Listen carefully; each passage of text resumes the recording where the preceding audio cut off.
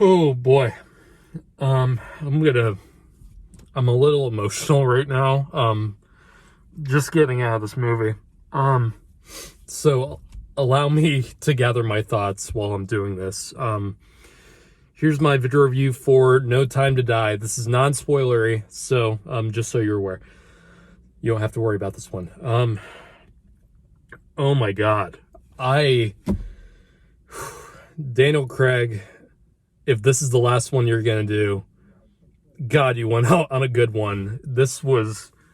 I had a blast watching this movie. Man, I've been a James Bond fan almost my entire life. How I got started with the franchise and the character.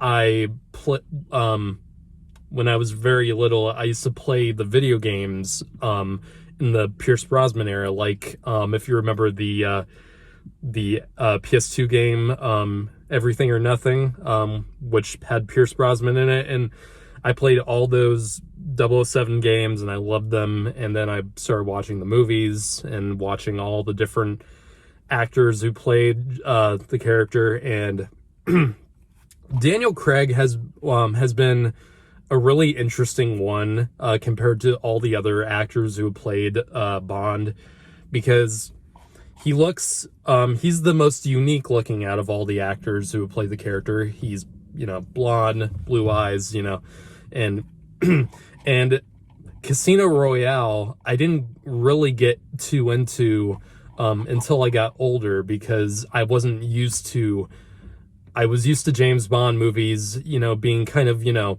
silly in a sense. And I wasn't really keen on James Bond being so, like Jason Bourne or other, gritty action movies that we have in the modern time, like the Dark Knight era, and like I said, the Jason Bourne movies. Daniel Craig, I think after watching this especially, he is, I think, the best James Bond we've ever had. And we've had a lot of different actors play this character, and he is given the most characterization to this role. He is given the most emotional performances of the entire franchise, especially in this one. Good God. And it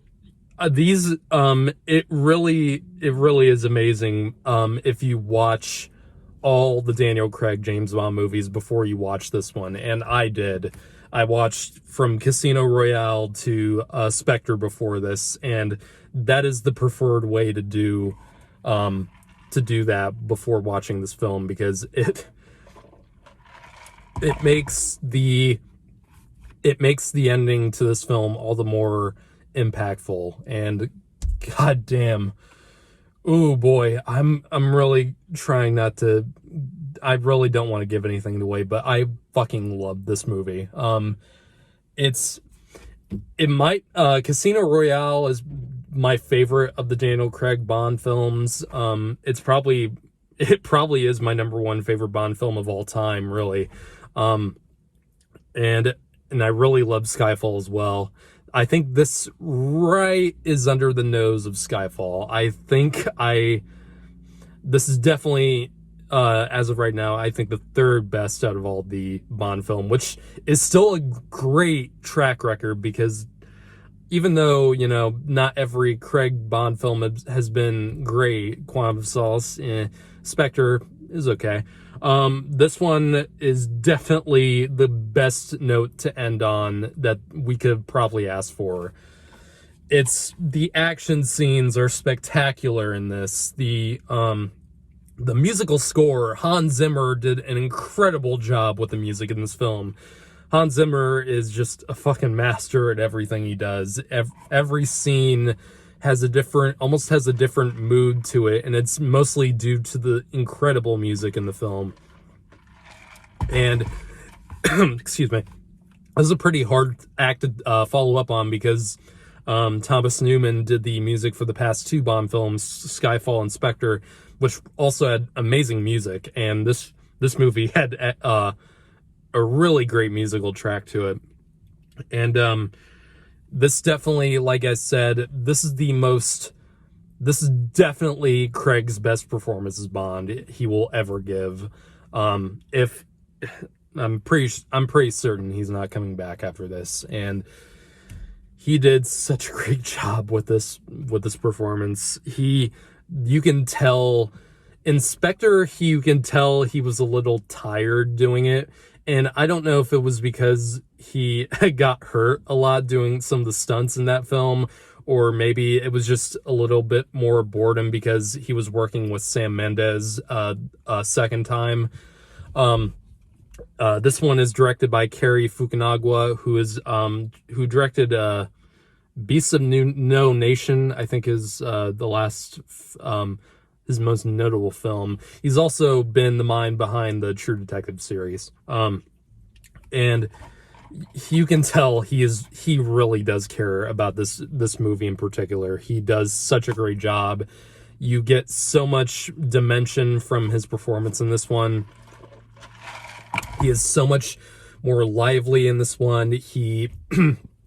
And you can really tell his action scenes are mostly him, and goddamn, he does such a great job with the action. And yeah, like, and this movie actually did make me care about characters that I didn't care too much about in the previous film, which was Madeleine Swann, played by Lea Seydoux, who I thought was fine Inspector for the most part, but I really enjoyed her much more in this film. She had much more of a more impactful role on Bond himself, and not going to spoil anything else about that, but you do get more of a sense of that character, and you really their relationship, Bond and Swan, is definitely probably the most unique relationship between a Bond girl and 007, probably in the whole franchise. Like, they have the most powerful dynamic, especially in this film. And the villain I thought was great. Rami Malik, who I'm a big fan of. A lot of people apparently haven't in some of the reviews I've seen, aren't digging his performance that much, but I thought it was good. I thought he was pretty menacing. It was nice seeing. I thought he did a good job as a villain, as a Bond villain. And he has a really interesting backstory. The opening to this film, which I'm not going to say what happens, but almost feels like a slasher film, and he's a major part in that opening sequence. And oh my god, this movie has probably the best opening act or opening sequence, because this does have the opening Bond credit sequence like normal, but it doesn't happen until like maybe 25 minutes into the movie, which is a crazy amount of time, but it is nearly a 3-hour movie, so, you know, that probably has a little bit more leniency. And I love the song, Billie Eilish's No Time to Die song. I think it fits really well with the tone, especially after the opening sequence. What you find out in that whole sequence, that really did feel. It felt very natural. It felt important. And definitely better than the Writing on the Wall song by Sam Smith and Spectre. Way better than that song. The Quantum of Solace song was pretty weak. Sam Smith song was good, but it didn't feel natural to the movie it was in. But oh my god, I'm struggling to think of more stuff to talk about that's not spoiler heavy. But one more person I forgot to mention, excuse me, Ana de Armas. Don't get your hopes too high for her, because she literally is only in like 15 minutes of the movie, but that whole scene with her is fucking amazing. She is so good as her character in this film. She's bubbly. She really kind of has like a fangirl kind of aspect to her. She's not, I was expecting her to be more like stoic in her badass Bond girl in her own badass Bond girl way. But no, she felt natural. She felt like excitable, and that was one of the highlights of the film easily for me. God, man, this is so hard to talk about because, you know what? I'm gonna do a spoiler discussion real quickly after this because, oh my God. So, real quick, spoiler warning, for any of you who want to watch No Time to Die, definitely stop watching this if you want to see this film. Definitely see this film in the theater. IMAX especially, some scenes were shot in IMAX. The entire opening act was shot in IMAX, and it looks fantastic. This film, I thought, was just a marvelous finale to one of probably the best era of James Bond we've ever had.